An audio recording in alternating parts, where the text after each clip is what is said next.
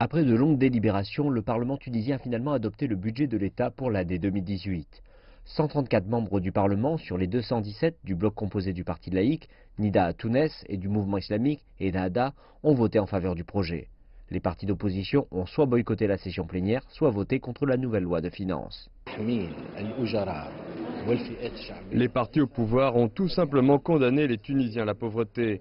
La hausse des taxes dans tous les secteurs est sans précédent et inacceptable. Cela va repousser les investisseurs et ralentir la consommation. Ce sont les coupables d'évasion fiscale qui doivent payer, pas les citoyens qui payent déjà beaucoup trop d'impôts. Le gouvernement défend son nouveau budget fiscal. Le cabinet du Premier ministre affirme que ainsi la hausse des taxes permettra de redynamiser l'économie. La hausse des taxes est l'une des mesures de la réforme structurelle et économique du gouvernement. C'est le genre de décision qui va déclencher le rétablissement économique et stabiliser l'état des finances. Plus de 700 000 fonctionnaires et au moins 2,1 millions d'employés du secteur privé subiront une hausse d'impôts.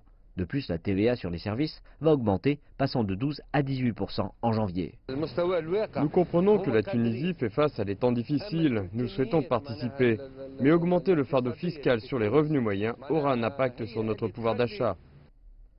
Le fonds de sécurité sociale tunisien souffre d'un déficit d'environ 2,4 millions de dinars, soit environ 19 millions d'euros. Le Parlement a approuvé une hausse d'1% de la taxe de sécurité sociale sur les employés et les compagnies. Certains analystes affirment que la série de mesures fiscales dans la loi de finances 2018 pourra probablement réduire le déficit budgétaire. Mais personne ne peut affirmer avec certitude que la hausse de la pression fiscale pourra mettre fin à la crise économique. Le Premier ministre a réitéré son appel aux Tunisiens pour qu'ils acceptent de faire des concessions et se préparent au rétablissement économique.